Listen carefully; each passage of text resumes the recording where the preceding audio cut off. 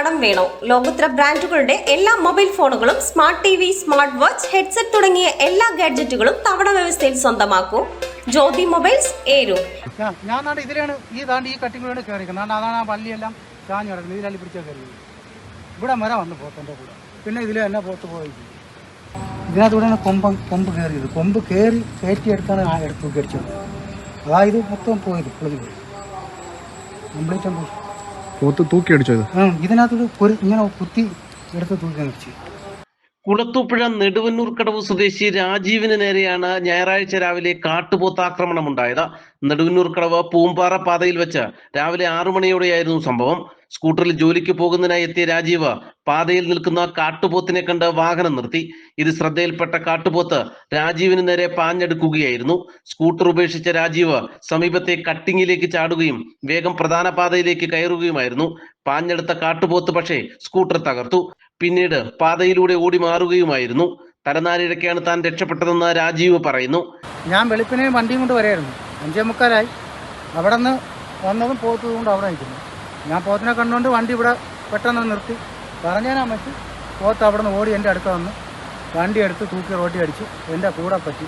ഞാൻ അതിലെ റോട്ടിൽ പോയി. പോത്ത് വെച്ച് ഇതിലെ പോയി.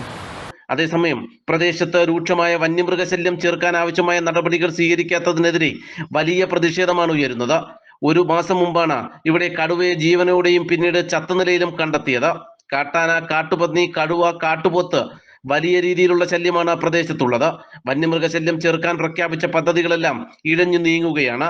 അടിയന്തര നടപടി ഉണ്ടായില്ലെങ്കിൽ ശക്തമായ ജനകീയ പ്രതിഷേധത്തിലേക്ക് പോകുമെന്ന് പ്രദേശവാസിയും KTUC സംസ്ഥാന പ്രസിഡന്റും കൂടിയായ റോയി യൂമൻ പറഞ്ഞു.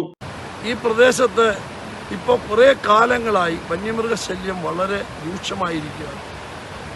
വന്യമൃഗശല്യം രൂക്ഷമാകുമ്പോൾ ഞങ്ങൾ ഓരോരോ നിവേദനങ്ങൾ കൊടുത്ത് അതിനെ തടയിടുന്നതിന് വേണ്ടിയുള്ള കാര്യങ്ങൾ പറഞ്ഞു വരുമ്പോൾ എന്തെങ്കിലും കാട്ടിക്കൂട്ടി രക്ഷപ്പെടുന്നൊരു പ്രതീകമാണ് ഫോറസ്റ്റിൽ നിന്നുണ്ടായിരിക്കുന്നത്.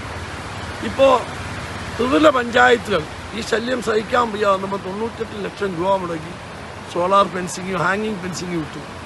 കാര്യം 50 ഏക്കറിൻ്റെ ഡീസൻ്റ് മുക്ക് മുതൽ 50 ഏക്കർ വരെ 1.5 കിലോമീറ്ററും അതിനപ്പുറത്തോട്ടുള്ളൊരു 10 കിലോമീറ്ററും ഇട്ടു. ആ ഇട്ട 98 ലക്ഷം രൂപ മുടക്കിയിട്ട് 1 മാസം പോലും നിന്നില്ല. അത് പരിചരിക്കാൻ ആളില്ലാത്തതിന് അതിപ്പോഴും കേടായി കിടക്കുകയാണ്. അപ്പോൾ 98 ലക്ഷം രൂപ നമുക്ക് ലാപ്സായിപ്പോയി. അതിനോടനുബന്ധിച്ച് തന്നെ ഇവിടെ എന്തോ അപകടം പറ്റി ജനവാസ മേഖലയിൽ വന്നപ്പോൾ അതിനെ ഉണ്ടോ ഇല്ലയോ എന്ന് പോലും തിരക്കാതെ ആ കടുവ 3 ദിവസം കഴിഞ്ഞപ്പോൾ അത് മരണപ്പെട്ടു. ഇപ്പം 3 കടുവായ 16 ഏക്കർ പ്രദേശത്ത് കണ്ടു എന്ന് പറയുന്നു. ഇപ്പോഴും പാറശ്ശിയാർ പറയുന്നത് ഇല്ല എന്നാണ്. ആന കൂട്ടത്തോടെ മരുതിമൂടി ചതുപ്പിൽ വന്ന് നിൽക്കുന്നു. നാട്ടുവാർത്ത, കുളത്തൂപ്പുഴ.